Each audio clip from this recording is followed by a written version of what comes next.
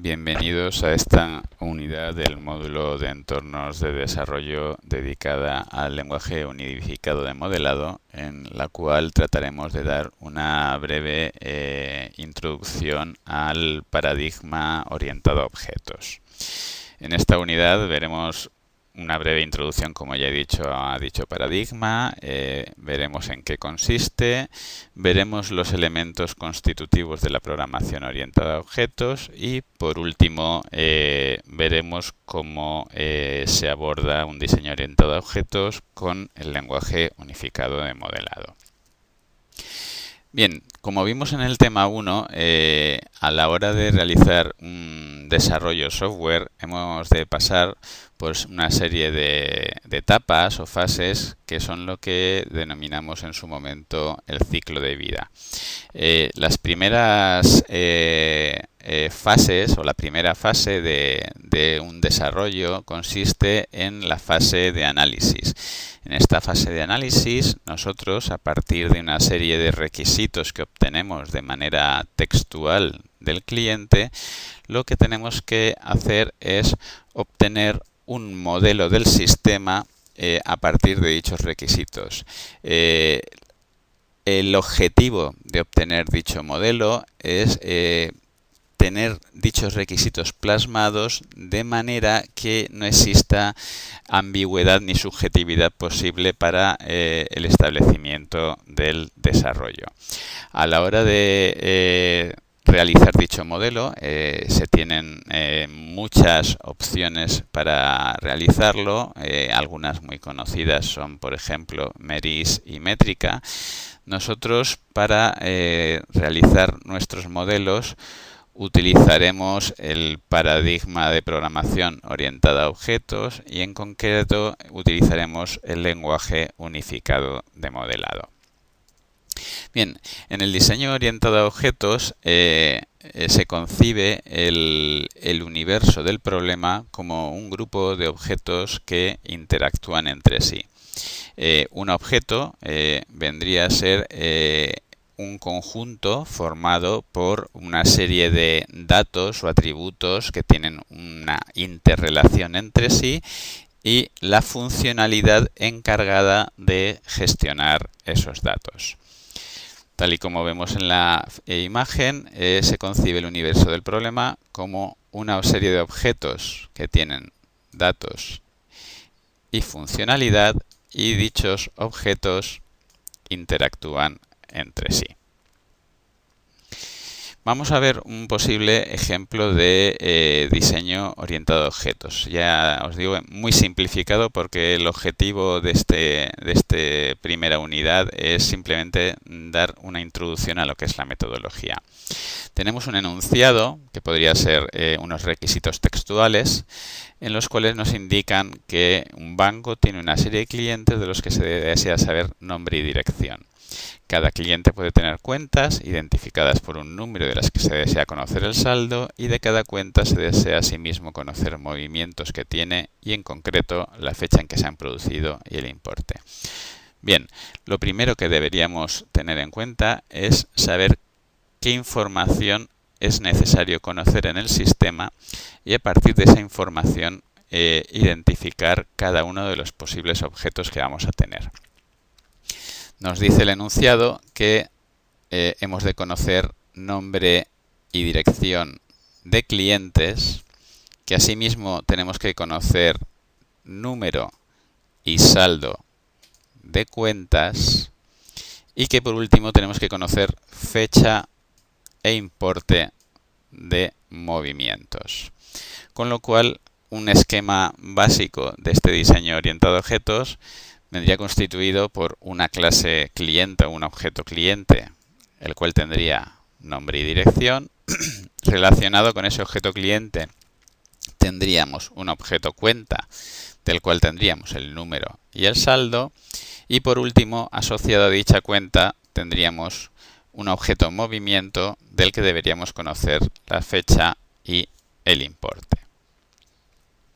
Bien, el primer elemento de la programación orientada a objetos, o el más relevante, por supuesto, es el objeto. El objeto es una instancia de lo que denominaríamos clase.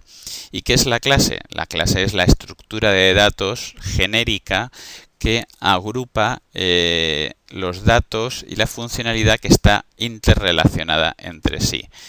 Por ejemplo, en el caso de la cuenta, los datos que están interrelacionados entre sí son el número de cuenta y su saldo. Y todas las funciones y métodos que gestionen ese número de cuenta y saldo también formarían parte de dicha clase. Para saber concretamente la diferencia entre uno y otro, una clase, como tenemos ahí en pantalla, sería algo genérico. Es decir, tendríamos la clase cliente con un nombre y una dirección, y un objeto sería algo concreto. Es decir, tenemos el cliente número 1123 que se llama José Ramón y que vive en la calle Perú sin número.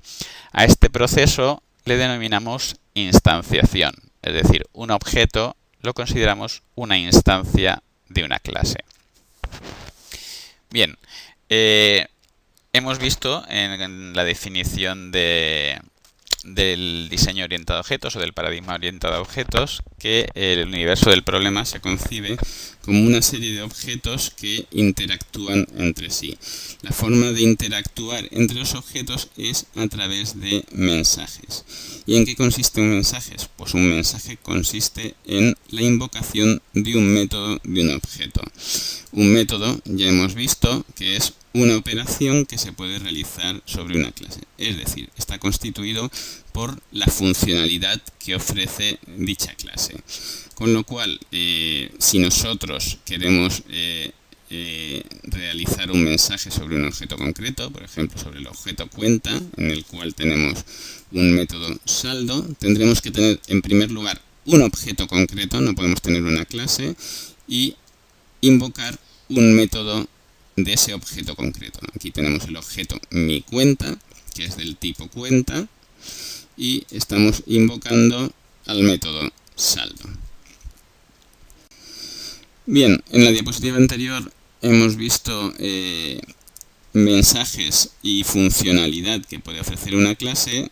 El segundo elemento constituyente de una clase son los atributos. Los atributos son cada uno de los datos que tiene una clase.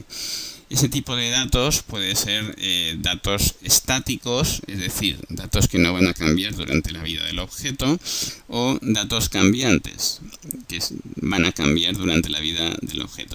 El conjunto de datos tanto estáticos como cambiantes de un objeto lo denominamos estado. El estado vendría a ser la colección de datos que presenta un objeto en un momento determinado. Bien, aquí tenemos un objeto, que es, una clase, que es la clase cliente, en la cual tenemos un atributo, que es el nombre, que sería de tipo estático, ya que no es normal que un cliente cambie de nombre, y tendríamos un atributo, que es el atributo dirección, que podría ser un atributo cambiante, ya que esto, aunque no es tan muy usual, sí que es algo más usual. A la hora de crear atributos, si tenemos la opción de elegir un atributo estático o un atributo cambiante para describir la misma información, siempre será aconsejable escoger atributos estáticos. Ponemos un ejemplo. Supongamos en este clase cliente que deseo conocer la edad del cliente. Yo puedo incorporar un atributo edad, que claramente sería un atributo cambiante, lo cual me supondría tener que actualizar constantemente esa edad.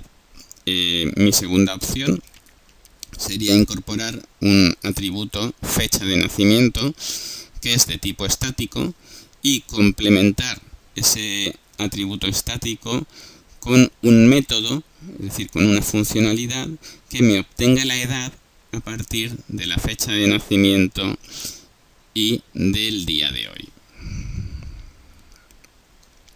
Bien, por último, para terminar de describir los elementos de la programación orientada a objeto, vamos a hablar del mecanismo de herencia y del mecanismo de polimorfismo. El mecanismo de herencia es el mecanismo por el cual yo puedo crear clases a partir de otras clases, de manera que la clase hija o la clase que hereda asume todos los datos y toda la funcionalidad de la clase base o la clase padre. Vamos a verlo con un ejemplo. Imaginemos que tenemos una clase figura geométrica en la cual existen dos métodos, un método área y un método perímetro. Esta clase figura geométrica realmente no es una cosa abstracta que no concuerda con nada, porque no sabemos concretamente qué tipo de figura geométrica es. Pero sin embargo, aunque sea abstracta, sí que sabemos que todas las figuras geométricas, por el hecho de serlo, tienen área y tienen perímetro. A partir de esta figura geométrica, yo podría crear una nueva clase mediante el mecanismo de herencia, una clase círculo, que incorporaría como atributos propios el atributo centro y el atributo radio. Pero además de ese atributo centro y atributo radio, también incorporarían la funcionalidad de la clase figura geométrica. Asimismo, podría crear una nueva clase triángulo, que tendría sus atributos propios, base y altura, y también incorporaría la funcionalidad de la clase figura geométrica. Obviamente, cada una de ellas resolvería el método de manera diferente. Y esta resolución diferente es la que introduce el otro mecanismo importante de la programación orientada a objetos, que es el polimorfismo. El polimorfismo es el mecanismo por el cual una misma operación se resuelve de manera diferente en función del objeto que reciba el mensaje.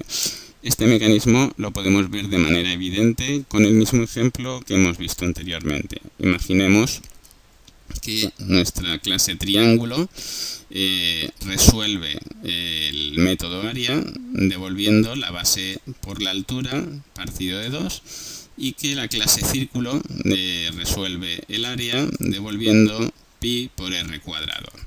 Bien, si yo tengo una figura geométrica a la que llamo mi figura y la hago de tipo triángulo, cuando yo invoque el área de mi figura geométrica, que es una figura abstracta, me devolverá la base por la altura partido de 2, porque en estos momentos mi figura geométrica es un triángulo. Sin embargo, si en vez de eso, ahora yo le asigno a mi figura geométrica un círculo, a la hora de resolver el área, no me devolverá la base por la altura partido de 2, sino que me devolverá pi por r cuadrado. Tenemos que tener en cuenta que este ejemplo, que podemos haber visto aquí de manera separada, a la hora de verlo en concreto, yo puedo tener una figura geométrica abstracta que va incorporando en cada momento a las figuras geométricas concretas que correspondan.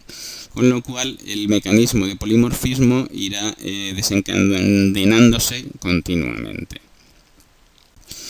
Bien, por último, tenemos lo que es el lenguaje unificado de modelado. ¿Qué es el lenguaje unificado de modelado? Pues el lenguaje unificado de modelado es un lenguaje que intenta describir de manera visual, siempre de manera visual, un diseño orientado a objetos, basándose más o menos en los patrones que hemos descrito, ¿de acuerdo?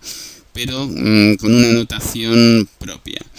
El lenguaje unificado de modelado está constituido por múltiples tipos de diagramas. Nosotros no nos vamos a poder detener en todos ellos y nos centraremos en ver los diagramas de clase, que son los que describen los diferentes clases u objetos que hay en el sistema y cómo interactúan entre sí.